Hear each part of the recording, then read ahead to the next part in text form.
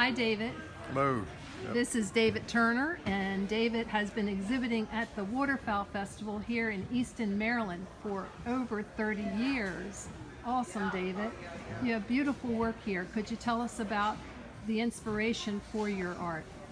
Yeah, thank you. It's a pleasure to be up here at the show once again. And my father and I both are from the Eastern Shore of Virginia, and we both grew up there. And we've always, loved the nature and wildlife, spend time outdoors as much as we can. And inspiration just come from the observations that we both have in the wilds, and focus on creatures that are native to the Eastern Shore, but also I'll sculpt things like zebras and giraffes as well if I desire to. But some of my specialty pieces may be the red fox or river otters or gray blue herons, and the waterfowl is also a favorite. So when I'm out in the field, you may not be looking for a great blue heron, but it might be duck hunting, something like that. But then you see these, you get these fleeting glimpses of river otters or herons, and all those glimpses add up to help capture the essence in the clay, and then later to eventually be cast in bronze. And we have our own studio, foundry, and gallery on the Eastern Shore, which we've had that for over 35 years now. And is that where your clay comes from? The clay, that's where we create the clay models, and use an oil-based clay, but instead of taking our clay models to a foundry to have it cast, we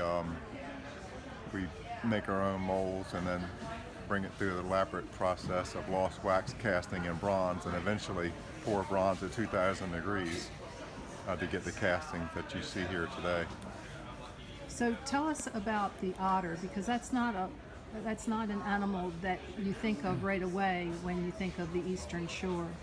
Well, it's interesting. River otters they're here around Easton. They're out on the Eastern Shore. They're out in, I do shows in Colorado, and they even have them as far west as California. But they're very elusive creatures, and I don't get to study otters in the wild for minutes at the time, but I get these fleeting glimpses of river otters, and they have such nice lines, and they're actually playful at times. But I can go to a zoo or an aquarium and see otters in exhibits now. Quite often they have otters that you can see them underwater as well, and so I gather information and reference photos, from those places as well. But it's those fleeting glimpses. I've been crazy about nature and wildlife since I could see, and those fleeting glimpses are kind of tucked away and somewhere in the back of my head, and I kind of pull from those as I sculpt a new sculpture of a river otter. I think of Audubon, that when he did his drawings, he had to take birds and have them stuffed and then put them with the fauna that he was portraying. Is there something in your mind that's going on as well with the atmosphere around the animals? There definitely is, and even though one of my sculptures may not have a lot of habitat in it, but it can also be part of the essence of that creature. If you have something that's inappropriate for the habitat, something that's not in that habitat, then that would distract, at least in my mind, with the sculpture. So it's good to know, how these creatures, interact with other creatures in their environment and what kind of habitats they live in before you, portray one.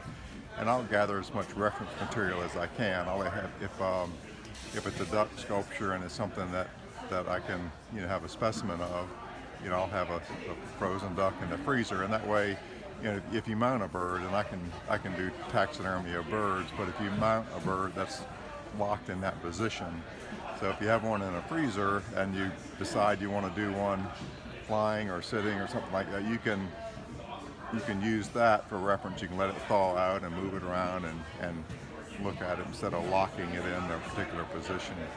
It's very interesting. Well, David, thank you for sharing your art with us. It's really gorgeous. You're welcome. Yeah.